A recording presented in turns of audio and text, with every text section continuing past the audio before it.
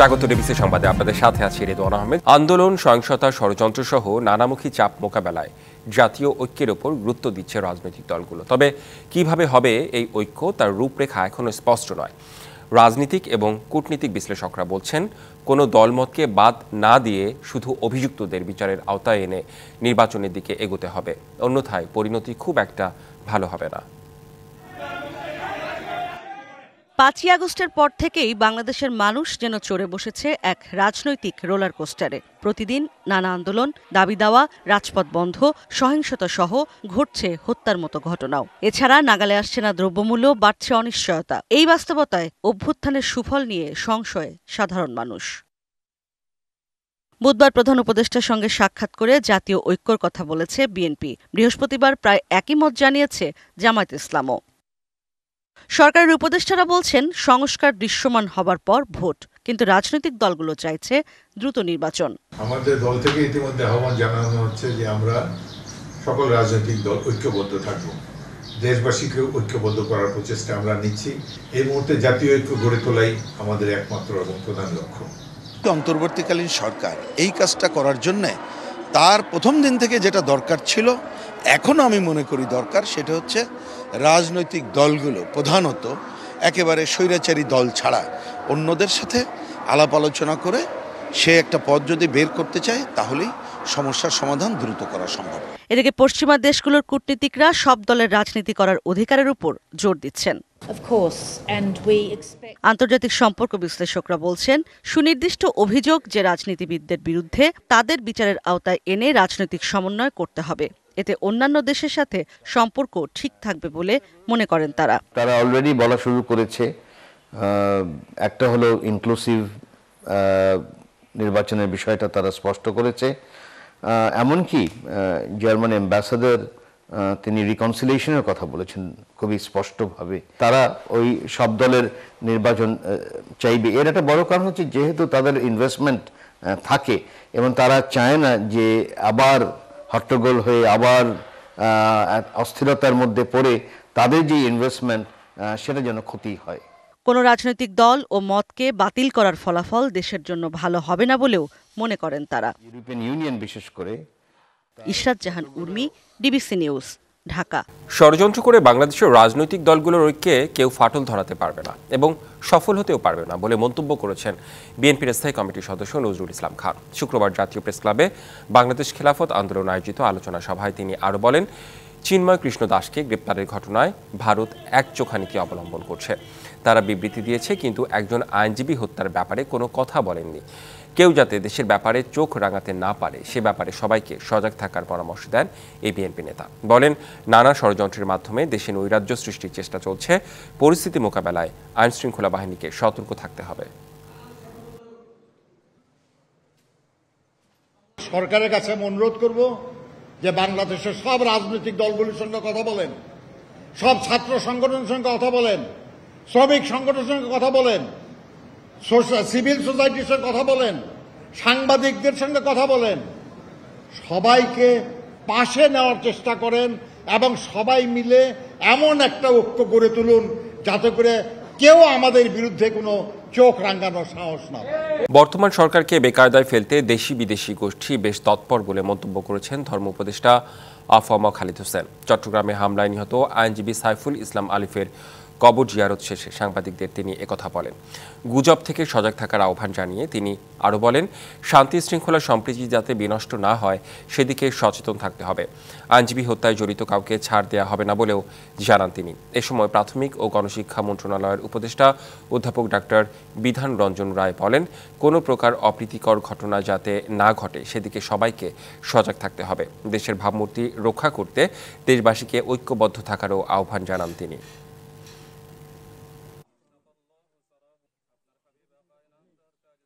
দেশে বিদেশে এই গভর্নমেন্টকে বিব্রত করার জন্য একটা গোষ্ঠী তৎপর।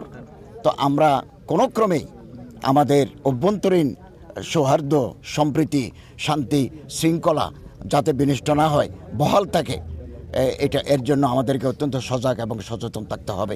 এই বিষয়টার একটা সুষ্ঠু তদন্ত হয়ে সুষ্ঠু বিচার হবে এবং উপযুক্ত শাস্তি পাবে, এ বিষয়ে সবাই নিশ্চিত থাকতে পারেন। আর সবার প্রতি আমি আহ্বান জানাবো শান্তি শৃঙ্খলা বজায় রাখার জন্য যেন এই বিষয়টাকে কেন্দ্র করে বিভিন্ন রকম উস্কানিমূলক ঘটনা না ঘটে। দেশে ভঙ্গুর নির্বাচন ব্যবস্থার জন্য দায়ী আগের বিতর্কিত কমিশন। এমন মন্তব্য করে তাদের শাস্তির আওতায় আনার তাগিদ দিয়েছেন নির্বাচন সংস্কার কমিশনের প্রধান ডক্টর বদিউল আলম মজুমদার। নির্বাচন নিয়ে এফডিসিতে এক বিতর্ক প্রতিযোগিতায় তিনি আরও বলেন, নতুন নির্বাচন কমিশনের কাছে ভোট আয়োজন নিয়ে তেমন চ্যালেঞ্জ দেখছেন না তারা। সুষ্ঠু নির্বাচনের জন্য নির্বাচন কমিশন প্রার্থী ও নাগরিকের ভূমিকা নিয়ে ছায়া সংসদের আয়োজন করে ডিবেট ফর ডেমোক্রেসি। প্রস্তাবের পক্ষে বিপক্ষে তর্ক করেন কবি নজরুল ও তেজগাঁও কলেজের শিক্ষার্থীরা। তুলে ধরেন নির্বাচন নিয়ে নিজেদের নানা যুক্তি।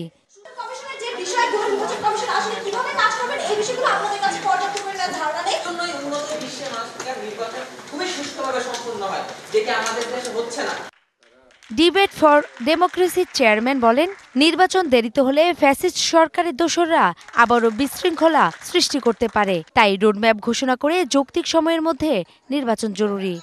মেগা প্রজেক্টের নামে যে মেগা দুর্নীতি করা হয়েছে, যে গুম খুন লুটপাট করা হয়েছে, শুধুমাত্র একটা নির্বাচনী প্রক্রিয়ার মধ্যে দিয়ে কিন্তু আমরা সবকিছু সমাধান করা আমাদের পক্ষে সম্ভব হবে না।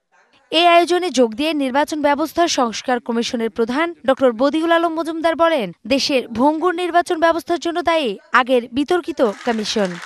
সবচেয়ে বড় অপরাধ করেছে নির্বাচন কমিশন, যেটা একটা সাংবিধানিক প্রতিষ্ঠান। তারা প্রতিশ্রুতিবদ্ধ, ওয়াদাবদ্ধ, তারা ওত নিয়েছে যে সুষ্ঠু নিরপেক্ষ নির্বাচন নিশ্চিত করে আমাদের গণতান্ত্রিক ব্যবস্থাকে কার্যকর করবে। তাদেরকেও বিচারের আওতায় আনা উচিত। তিনি বলেন, নতুন ইসির কাছে নির্বাচন নিয়ে তেমন চ্যালেঞ্জ নেই, তবে জটিলতা আছে ভোটার তালিকা হালনাগাদ নিয়ে। আমার তো মনে হয় এই নির্বাচন কমিশনের জন্য চ্যালেঞ্জ, খুব বড় চ্যালেঞ্জ নাই, তবুও চ্যালেঞ্জ আছে অবশ্যই কতগুলো। যেমন ভোটার তালিকাটা সুষ্ঠু করতে হবে। তিনি জানান, নির্বাচন কবে হবে তা বলার সময় এখনো আসেনি, তবে সংস্কারের বিষয়ে 31শে ডিসেম্বরের মধ্যে সুপারিশ দেবে কমিশন। নূপুর মাহমুদ, ডিবিসি নিউজ, ঢাকা। সংবাদে নিচ্ছে একটি বিরতি, সঙ্গেই থাকুন। রাজধানীতে শীত জেঁকে বসার আগেই বাজারে সরবরাহ বেড়েছে শীতকালীন সবজির। তবে পাইকারি ও খুচরায় সবজির দামে ব্যাপক তারতম্য দেখা গেছে। যেখানে 1 কেজি টমেটো খুচরায় কিনতে 50 টাকা বেশি গুনতে হচ্ছে, তবে গত সপ্তাহের তুলনায় বেশ কিছু সবজির দাম কেজিতে কমেছে 10 থেকে 20 টাকা। ক্যালেন্ডারে শীতের মৌসুম শুরু না হলেও রাজধানীর বাজার ভরে গেছে শীতের সবজিতে। গত সপ্তাহের তুলনায় শিম, মূলা, বেগুন, ফুলকপি, বাঁধাকপি সহ বেশ কিছু সবজির দাম কেজিতে 10 থেকে 20 টাকা কমেছে। আজকে সবজির বাজার কম, অর্থাৎ বাজার পাইকারপত্র কম, এই জন্য কম, আমদানিও বেশি। শালগম প্রতি কেজিতে 10 টাকা কমছে, মূলা প্রতি কেজিতে 10 টাকা কমছে, আর কপি প্রতি পিসে 5 টাকা করে কমছে। তবে পাইকারি ও খুচরায় দামে বেশ তারতম্য রয়েছে। আড়তে যে মূলা বিক্রি হচ্ছে 30 টাকা কেজি, খুচরায় সেটার দাম বেড়ে বিক্রি হচ্ছে 40 থেকে 45 টাকা। ফুলকপি ও বাঁধাকপির পাইকারি দাম 30 টাকা আর খুচরায় 50 থেকে 60 টাকা। পাইকারিতে দেশি টমেটো 100 টাকা কেজি হলেও খুচরায় ক্রেতাকে কিনতে হচ্ছে 150 টাকায়। শসার কেজি 80 টাকা, গাজর 140 টাকা, এই কাঁচা টমেটো 180 টাকা কেজি, বাগুন 80 টাকা কেজি, বেগুন আছে 50 টাকা 60 টাকা কেজি, মূলা আছে 30 টাকা কেজি, টমেটো ইন্ডিয়ান টমেটো 140 টাকা কেজি, গাজর আছে আপনার 140 টাকা। দাম কিছুটা কমলেও তুলনামূলক বিচারে এখনো বেশি বলছেন ক্রেতা। আসলে শীতকাল যেহেতু শুরু হয়েছে, দাম একটু কমার কথা, কিন্তু এখনো কমেনি। মানে এখন আপনার ওই আইসাও আগের মতো শীতের যে ইয়াটা আছে এটা এখনো পাই নাই। টমেটোর দাম আমরা যখন পাইতাম 60 টাকা 70 টাকা 50 টাকা, এখন কিনা লাগছে 130 টাকা কেজি টমেটো। চাহিদা ও সরবরাহের অজুহাতে দাম যেন বেশি না হয়, এজন্য বাজার তদারকির তাগিদ তাদের। Rifat Tasnova, DBC news, Dhaka. ময়মনসিংহের মাসকান্দায় বিসিক শিল্পনগরীতে আগুনে পুড়েছে একটি কীটনাশকের গুদাম। সকাল 10:30টার দিকে হেকেম বাংলাদেশ কোম্পানির কীটনাশকের গুদামে আগুন লাগে, মুহূর্তেই আগুন ছড়িয়ে পড়ে। খবর পেয়ে একে একে ঘটনাস্থলে পৌঁছায় ফায়ার সার্ভিসের 10টি ইউনিট। গুদামে দারোয়ান ছাড়া আর শ্রমিক না থাকায় কোনো হতাহতের ঘটনা ঘটেনি। প্রায় 1.5 ঘন্টার চেষ্টায় আগুন নিয়ন্ত্রণে আসে। আগুন লাগার কারণ ও ক্ষয়ক্ষতি সম্পর্কে জানা যায়নি।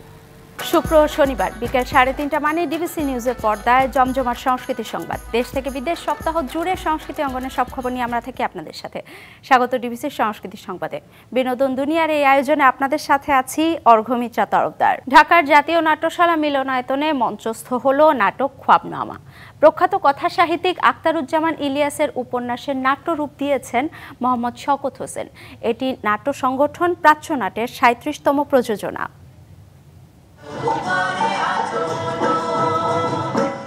দেশভাগের গল্প নিয়ে আখতারুজ্জামান ইলিয়াসের উপন্যাস খ্বাবনামা। উত্তরের জনজীবনের বিচিত্র এই গল্পের নাট্যরূপ দিয়েছেন শওকত হোসেন সজীব।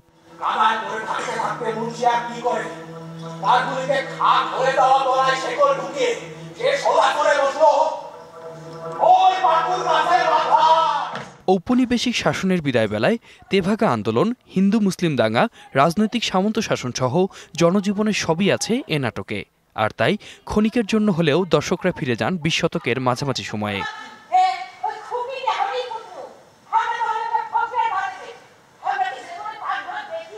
প্রাচ্যনাট্যের এমন পরিবেশনায় উচ্ছ্বসিত সবাই। খুবই ভালো লেগেছে। সবচেয়ে অসাধারণ ব্যাপার ছিল হচ্ছে কি এখনকার সমাজে যে একটা ডিভিশন চলছে, এটার it was such a good reflection of it আর কি। জীবনে এই প্রথম আমি এই মঞ্চ নাটক দেখলাম, খুবই ভালো লাগছে। আসলে এক্সপেক্টেড ছিল না, আমি এরকম কখনো ড্রামাতে আসি নাই, সো এসে খুব ভালো লাগছে।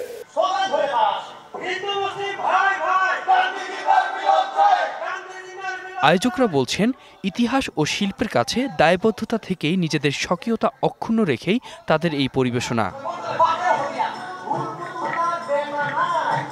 শিল্পের প্রতি যে আমাদের যে দায়বদ্ধতা, প্রাচ্যনাট এবং আমরা প্রাচ্যনাটের সবাই, আমরা সেই জায়গা থেকে আসলে যে কোনো মঞ্চের সাথে থাকা এবং সেটা আমরা আসলে প্রাচ্যনাট সবসময় চেষ্টা করে যাবে। আমরা পুরাটাই একদম আখতারুজ্জামান ইলিয়াস মানে উনি যেভাবে এটাকে বর্ণনা করেছেন আমরা সম্পূর্ণ সেটা সাথেই গেছি। আলাদা করে ইতিহাস লেখার কিছু নেই। মানুষের সম্পর্ক যেভাবে ভাঙছে গড়ছে উনি যেভাবে দেখিয়েছে সেভাবেই দেখানো হয়েছে। নতুন প্রজন্মের মাঝে শেকড়ের ভিত শক্ত করতে আবহমান বাংলার ইতিহাস ও ঐতিহ্যের চেতনায় নিয়মিত এমন নাটক চান দর্শকরা।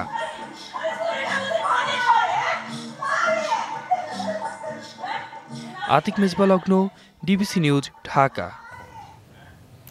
সম্প্রতি অপ্রীতিকর ঘটনা এড়াতে শিল্পকলার মঞ্চে অভিনয় না করার জন্য নাট্যজন মামুনুর রশিদকে পরামর্শ দেন একাডেমির মহাপরিচালক সৈয়দ জামিল আহমেদ। এমন ঘটনাকে কেন্দ্র করে নাট্যাঙ্গনে শুরু হয়েছে নতুন বিতর্ক।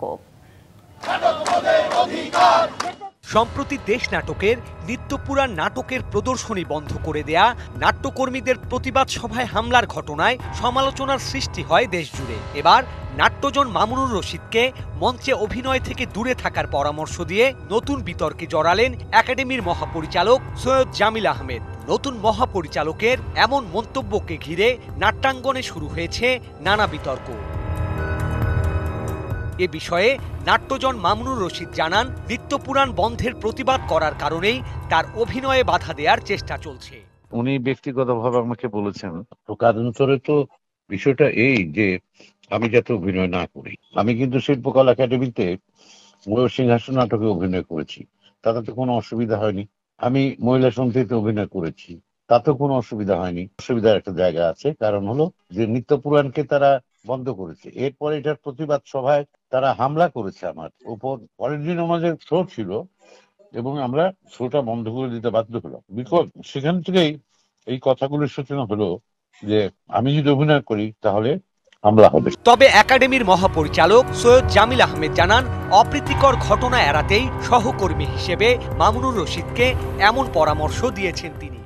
আমি মামুনুর রশিদকে ফোন করেছিলাম নিজে, অনুরোধ করে তাদের যে রাগ নাটকটা আছে এটা যেন করেন। আমি বলেছিলাম আপনি একটা ছোট্ট একটা রোল করেন, ওটা যদি অন্য কাউকে দিয়ে করেন তাহলে নাটকটা হতে পারে। আপনি যদি না আসেন কটা দিন, কারণ এখানে মানুষের খুব কষ্ট আছে। আপনি যেহেতু ওই আমাদের এই আন্দোলনের সময় কিছু কথা বলেছিলেন রাজাকার সংক্রান্ত, এটা নিয়ে মানুষের কষ্ট আছে। আপনি গেলে মানুষের ওই কষ্টটা বোধহয় বাড়বে। সেই জন্য আপনি ছাড়া যদি নাটকটা সম্ভব হয় এটা একটু আপনি দেখেন।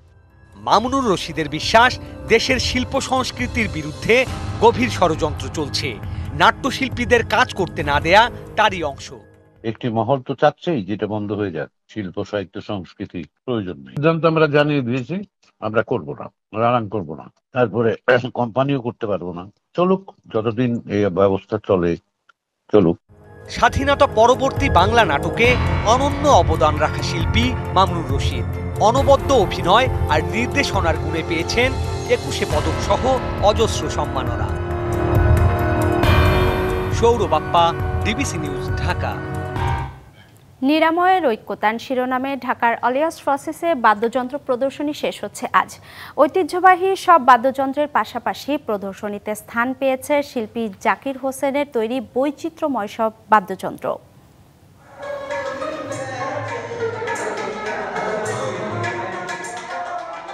আবহমান বাংলার সাংস্কৃতিক পরম্পরাকে সমৃদ্ধ করে রেখেছে লোকজ শিল্পীদের তৈরি বৈচিত্র্যময় সব বাদ্যযন্ত্র। কালে কালে সুর ও ছন্দের প্রয়োজনে নানা ধরনের এসব বাদ্যযন্ত্র তৈরি করে গেছেন প্রান্তিক শিল্পীরা।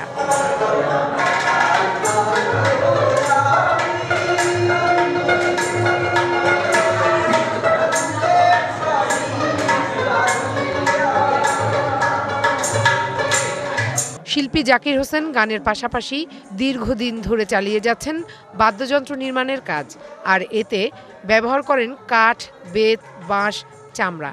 লক্ষ্য থাকে নতুন ধরনের শব্দ কম্পাঙ্ক সৃষ্টির।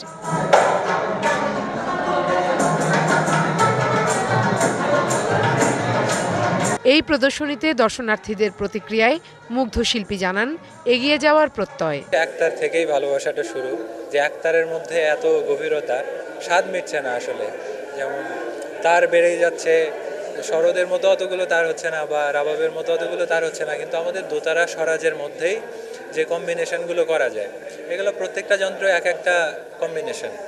এই আয়োজনে ঐতিহ্যবাহী সব বাদ্যযন্ত্র দেখার পাশাপাশি প্রতিদিন লোকসঙ্গীতের সুরধারায় অবগাহনের সুযোগ পাচ্ছেন দর্শনার্থীরা। ফ্রান্স ও বাংলাদেশের সাংস্কৃতিক ঐতিহ্যের আদান প্রদানের লক্ষ্যে এমন আয়োজন চলবে বলে জানায় আয়োজক প্রতিষ্ঠান আলিয়াস প্রসেস।